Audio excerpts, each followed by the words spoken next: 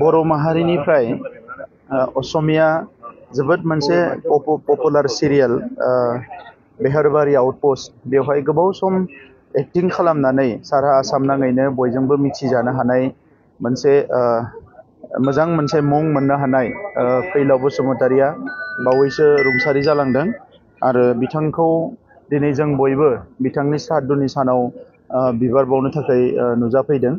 आङो बिथांखौ जिखिनि सम लोगो मोनबाय गमामायैनो बिथाङा जोबोद क्रिएटिभ सासे आर्टिस्टमोन आरो थांनाय 1-2 बोसोराव बिथाङा गोबांबार मुम्बाइआव थांदोंमोन गोदान गोदान कर्स लानो थाखाय बोरैहाय बिथाङा गावनो सिनेमा बानायनो हायो एबा गुबुन गुबुन फट'ग्राफिनि ट्रेनिंफोरखौ बिथाङा लादोंमोन आरो एनि टाइम माबा मोनसे मावनायनि थाखाय बिथाङा सानबाय थायोमोन। आं लोगो मोननानै जोबोद मोजां मोनदोंमोन बिथांखौ।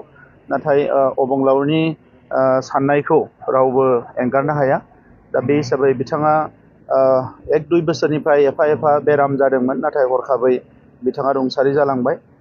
बिथांखौ जों बयबो मान होदों आरो बिथांबायदि आर्टिस्टआ बर' हारियाव जोनोम जानाया जोंनि थाखाय गोग्गानायनि बाथ्रा।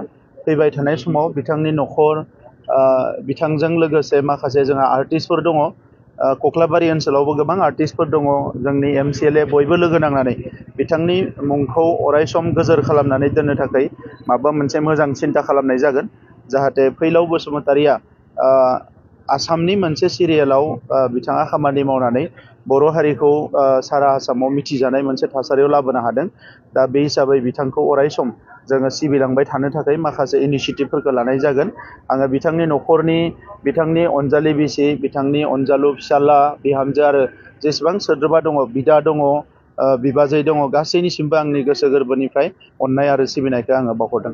न'खरनि रायलायगोन बेखौ आङो दिनै बिथांमोनजों रायलायदों। दिनै सारदनिया जोबलांथों बिनि उनाव बिथांनि परियाल आरो जों गासैबो रायलायनानै बिथांनि न'खरा जाहाथे फैलाव बसुमतारिया रुंसारि जानायनि उनाव जेबो उसुबिदा जाया बिनि थाखाय जोङो बिथांमोनजों माबायदि मदद होनो हायो बेखौ जों सावरायगोन। माबा मोनसे बिमुं होनायनि राहा लागोन नामा? बेखौबो आङो बिथांमोननो दायित्व होदों मानोना जोंहा गोबां आर्टिस्टफोर दङ। बिथांमोना दा सावरायगोन जयै सावरायनानै बिथांमोना जेखौ प्रप'ज खालामो बेखौनो जोङो सरकारनिफ्रायबो जोङो मावनो थाखाय रेडि आरो एज ए हल समाज हिसाबैबो जोङो मावनो थाखाय बेखौ रेडि।